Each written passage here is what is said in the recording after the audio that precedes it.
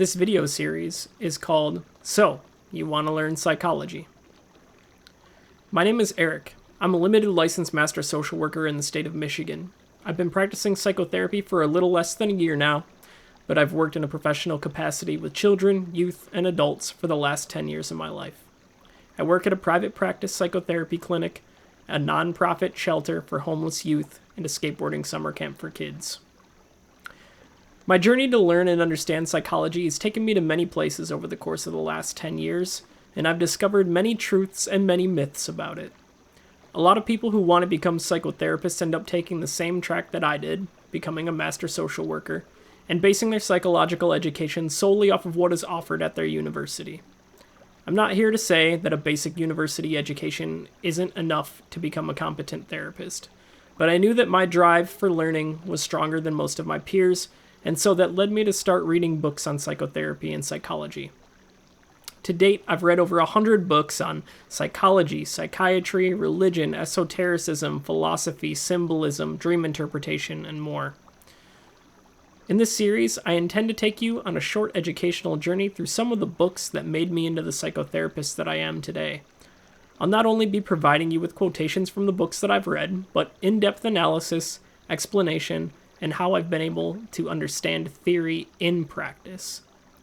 I'll give my own clinical insights where appropriate, and even discuss the contents of my own dream journal to show you just how much it benefits to learn psychology if you plan on spending your life working with people. One of the first books that I've ever read on the subject of psychology, and the book that we'll be starting off this series with, is Man and His Symbols by Carl Jung. Actually, the book is written by 5 different authors, including Jung, but this book would have been his last publication after his death in 1961. So, why is Man and His Symbols the book you should begin with to learn psychology? The answer isn't just because that's where I started. This book includes the insights of 5 different analysts, their interpretation of Jung's ideas as they relate to things like self-transformation, culture, art, music, architecture, mythology, and of course, mental health and illness. We'll begin with a few quotes from the first chapter, Approaching the Unconscious.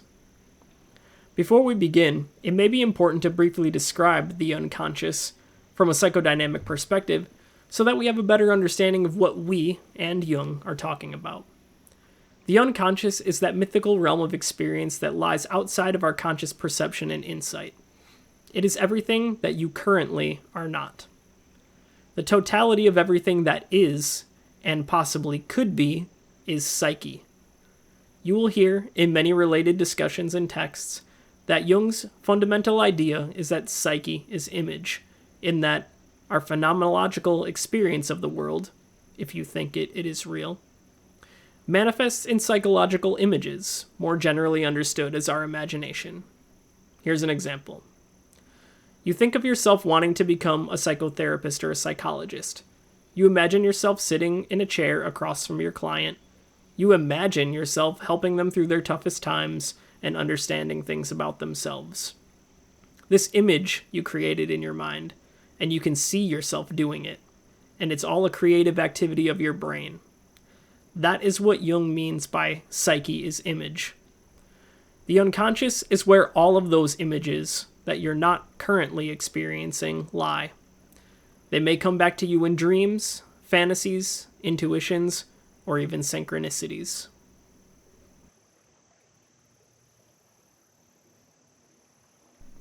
Chapter 1. Approaching the Unconscious. As I've read Man and His Symbols, and I've reread some of my notes and highlights from many years ago, the first quote that I feel is important outright is his quote about the function of dreams. Jung wrote, "The general function of a dream is to try to restore balance by producing dream material that reestablishes, in a subtle way, the total psychic equilibrium." I find it important to begin with a quote on dreams because dreams are probably one of the most neglected aspects of modern psychotherapy.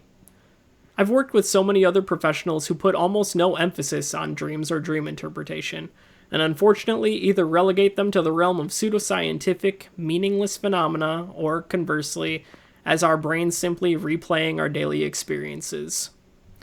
We obviously know that both of these assumptions are incorrect, and dream interpretation is surprisingly simple to do correctly if it's done with the right processes in mind.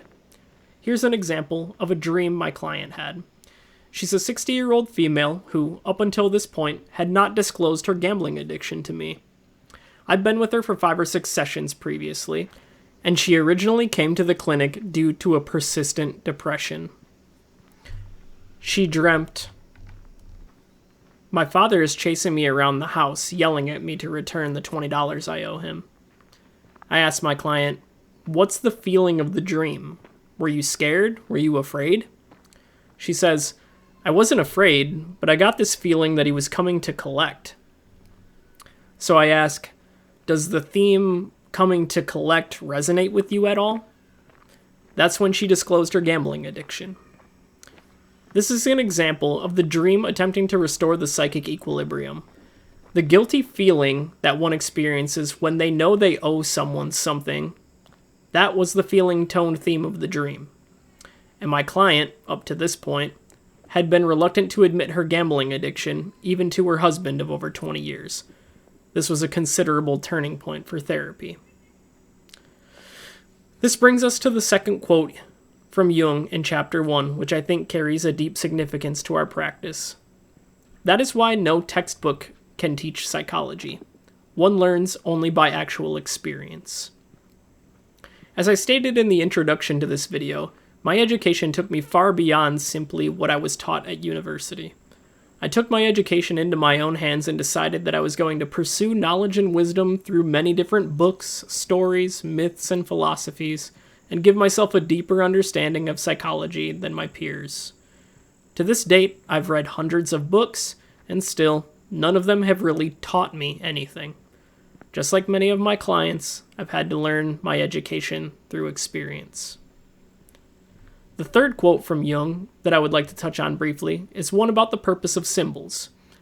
Anyone at all familiar with Jungian or analytical psychology knows that they deal primarily with symbolism in the form of dreams, archetypes, personal and universal.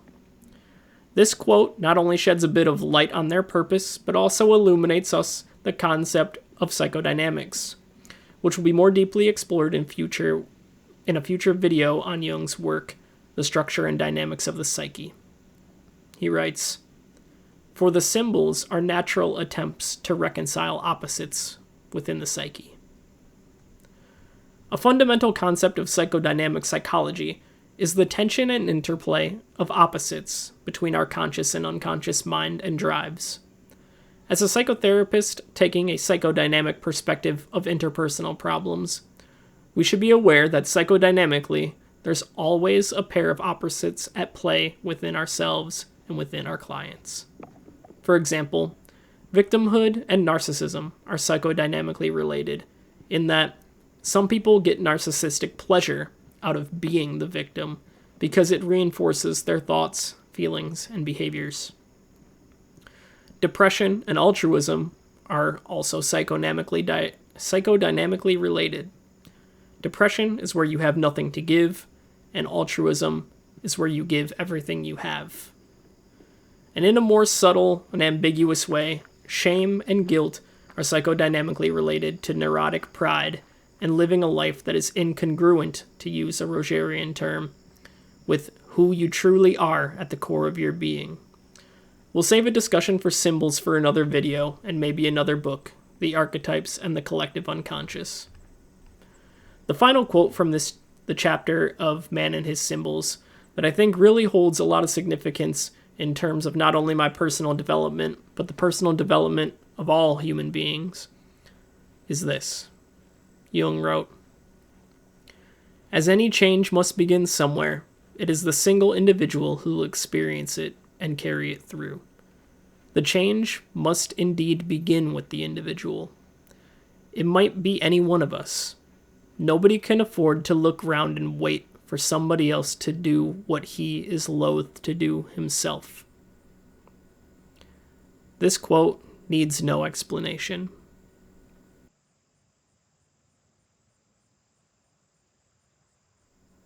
This video was meant to give a little insight into the first chapter of Man and His Symbols.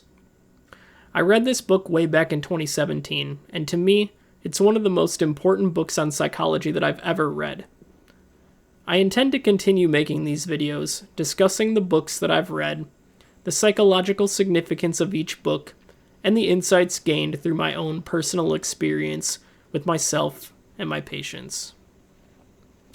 Theory without practice is nothing, and if anyone tells you that Jungian or analytical psychology is not practical, they either don't know much about it or they likely have some prejudice against it. Subsequent episodes will continue to focus on the collected works of Jung, but will also include the collected works of such renowned psychologists as Erich Fromm, Karen Horney, Rollo May, Irving Yalom, Aaron Beck, Albert Ellis, Carl Rogers, and many more Jungians such as Maria Louise von Franz, James Hillman, and more. If you've enjoyed the video, please like, subscribe, and leave a comment down below. Until next time, thank you.